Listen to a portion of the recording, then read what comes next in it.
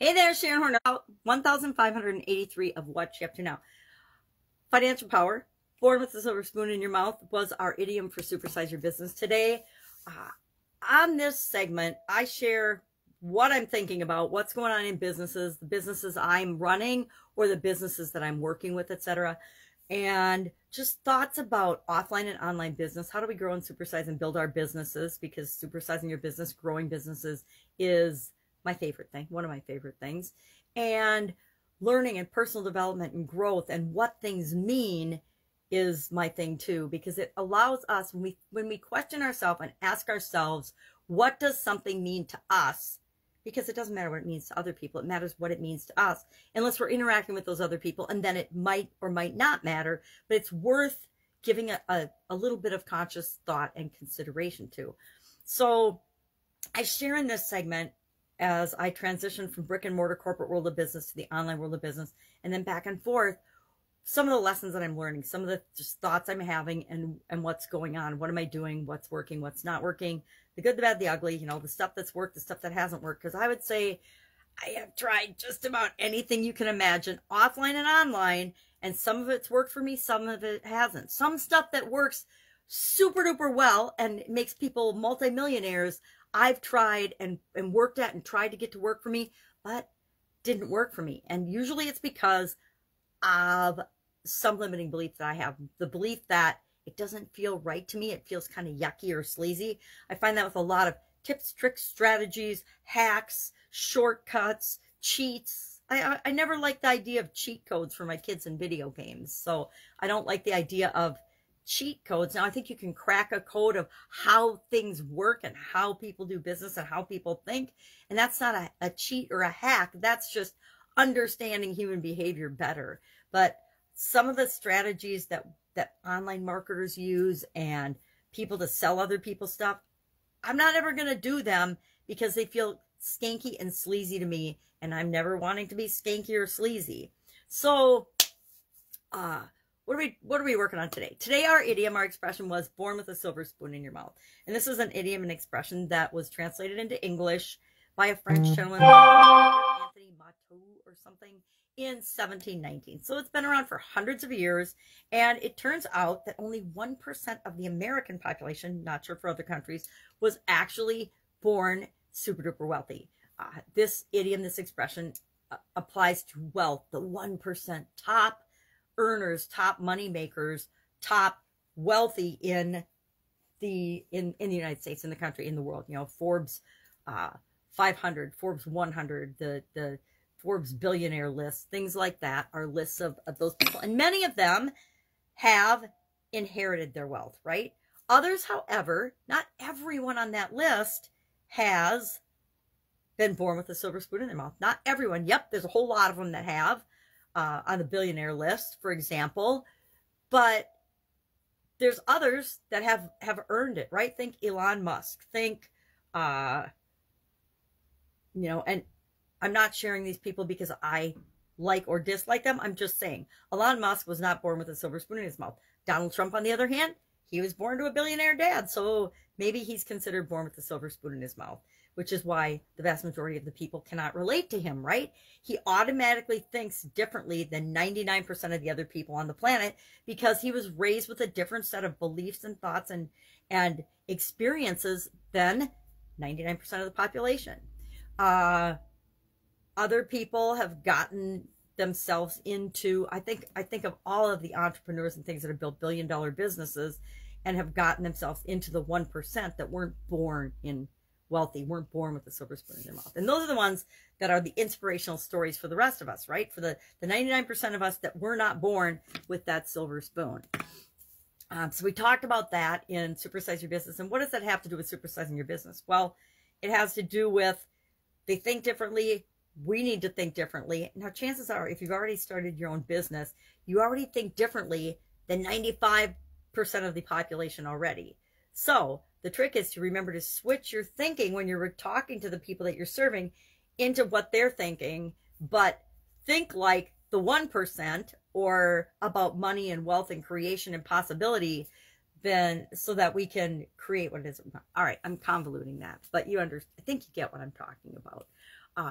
where you start out does not determine where you finish, right? Where you're born, what you're born into doesn't determine where your life is going to take you, where you're going to take your life and your life experience. You know, where we start is not where we go or where we finish. It's entirely up to us. And I know a lot of people don't believe that, but until you believe that, you won't go after what you want. You won't change and create what it is that you want in your life.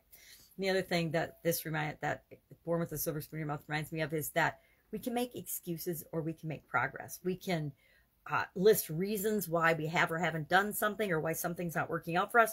Or we can say, okay, well, I tried that. It didn't work. What am I going to do next to make progress toward what it is that I want? We always have a choice in how we respond, how we react, and how we look at our experiences and look at and view the things that we try, the things that we want to accomplish. It's up to us to choose the different perspective we want to look at the situation with, which is why I like idioms, right? I like idioms because they force me to think about, well, where did this come from? What does it mean according to the definitions and experts? And then what does it mean to me when I want to apply it to and think about it with respect to a business and growing my business? Because those are different perspectives. And when I look at something with different perspectives, all of a sudden I start to see different possibilities and different relationships and different things that I've never even noticed or seen before.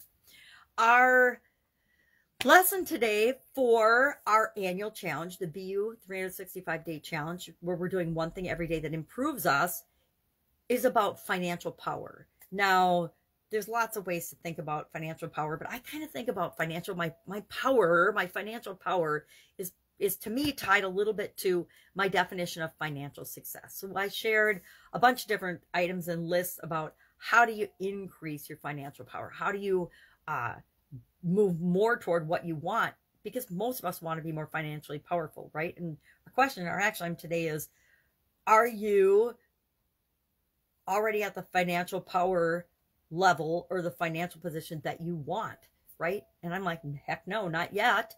Will I be? Yep, someday I plan to be, but I'm not yet. Have I been there and back and been there and back? Yes. Hate to admit it, but I actually personally have been. I've been up, I've been down, and that's, I think, the nature of my life. But if I look at my lifeline financially, and we're going to do that in a couple of days as part of the challenge, I see that I'm trending upward in the direction that I want to go, right? Even though I have some big dips, I still have some big highs and big lows, but I'm still moving upward in the trajectory of my lifeline graph. And that's what I want. That's making progress. And as long as we're making progress and moving toward what we want, our life is usually going in the direction we want.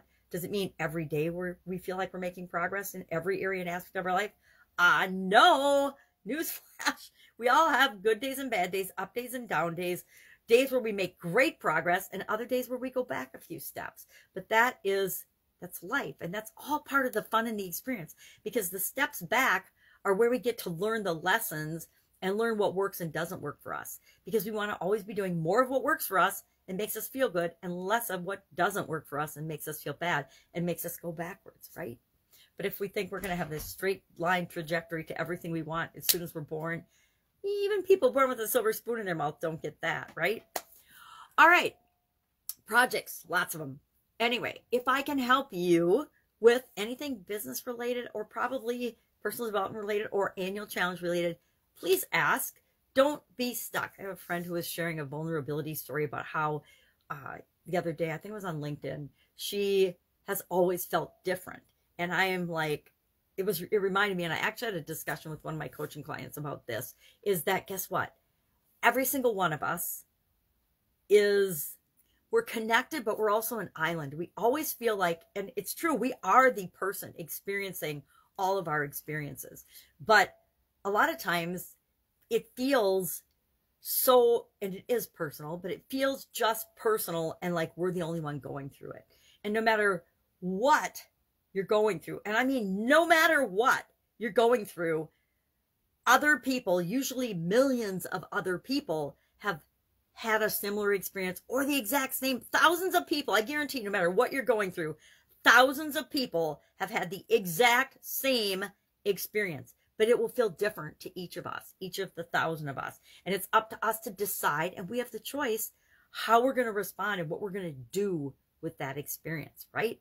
Some of the worst experiences in my life have helped me to make the most progress and personal growth and development because they helped me to change my direction and give myself permission to choose something else, because I wasn't giving myself permission to choose something else in the current state, the current situation. And what I needed more than anything was to bust out of that, bust out of my comfort zone and make different choices, see things differently.